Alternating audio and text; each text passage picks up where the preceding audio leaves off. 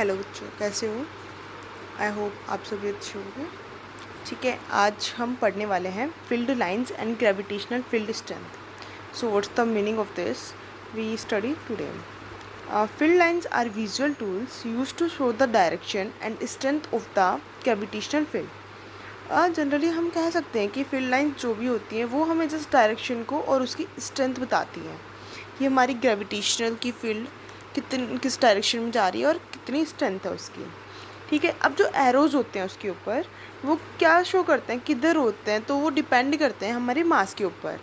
ठीक है, जितना ज़्यादा हैवी मास होगा हमारे एरोज़ उसी डायरेक्शन में फॉलो करेंगे। ठीक है, the closer the lines are to each other density, the stronger the field. It means what's the meaning of this? इसका मतलब है कि हमारी जितनी ज़्यादा लाइंस हमारे पास होंगी उतनी ज़्यादा हमारी स्ट्रोंगर फील्ड होगी।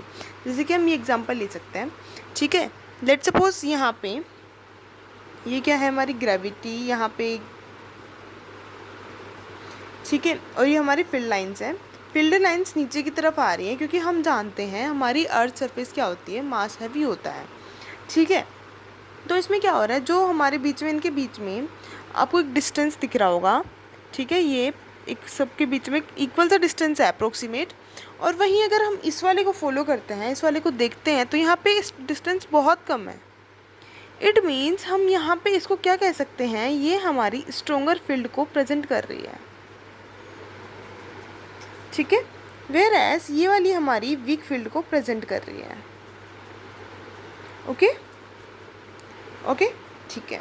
उसके बाद हम बात करते हैं uniform gravitational field. Uniform gravitational field होता क्या है? ठीक है, तो हम इसको पढ़ते हैं। Close to the surface of a large mass we treat the field as uniform. जैसे जैसे वो देखो क्या बोल रहा है इसमें, जो सरफेस के पास आएगी लार्ज मास की तरफ आती है और वो किसकी तरफ बिहेव करेगा, यूनिफॉर्म। तो ये वाली चीज़ को हम क्या बोल सकते हैं, ऐसे एक टाइप से हम इसको यूनिफॉर्म फील्ड भी बोल सकते हैं। ओके, यूनिफॉर्म फील्ड के टाइम पे हमारी जो स्ट्रेंथ होती है वो काफ़ी स्ट्रॉन्ग होती है, मतलब डेंसिटी बहुत अच्छी होगी, लाइंस बहुत पास होगी। आपको सब कुछ कंपेयर करते हुए चलना है कि कहाँ से क्या हो रहा है। ठीक है, सारे रिलेटेबल है, सब कुछ एक जैसा सा है, तो हमें जस्ट ओनली देखना है कि कैसे क्या हो रहा है। Okay, this means field strength, जिसको हम स्मॉल जी से प्रेजेंट करते हैं, is constant in both magnitude और डायरेक्शन। इसका मतलब क्या होगा कि हमारी जो फील्ड स्ट्रेंथ है वो क्या रहने वाली है, कांस्टेंट भी रहने वाली है। तो उससे क्या होगा, हमारा मैग्नीट्यूड और डायरेक्शन कांस्टेंट रहेंगे। Field lines are drawn parallel and equally spaced. वही चीज़ मैंने बताई, यहाँ पे आप देख सकते हो ये वाली चीज़ को। यहाँ पे आपके पास सारी कैसी हैं, पैरेलल हैं, बट जैसे कि मैंने रैंडमली बनाई है इस वजह से ये अनइक्वल दिख रही है आपको। बट आपके पास जनरली क्या होगा, एकदम इक्वली स्पेस होगा। जैसे कि देखो वन एकदम इक्वली, अभी भी नहीं हो पा रही है ये इक्वली। ठीक है, अप्रोक्सीमेट देखो सेम जा रही है मेरी, तो आप इसमें क्या कहोगे कि ये पैरेलल हैं एक दूसरे के और इक्वली स्पेस्ड है। ओके, ठीक है। तो अब हम बात करते हैं एडिशन ऑफ फील्ड्स। अब एडिशन ऑफ फील्ड मतलब क्या है, इन सबको ऐड कर रहे हैं, समथिंग कुछ ऐसा। ठीक है, तो एडिशन ऑफ फील्ड मतलब फील्ड क्या होती है, सबसे पहले आपको ये सोचना है कि हमारी जो फील्ड्स होती हैं वो हमारी वेक्टर होती हैं। क्या होती हैं वो, हमारी वेक्टर। अब जैसे कि मैंने आपको पहले भी पढ़ा है कि वेक्टर और स्केलर में क्या फ़र्क होता है। स्केलर क्वांटिटी हमेशा क्या होती है, स्केलर क्वांटिटी सोच के देखो।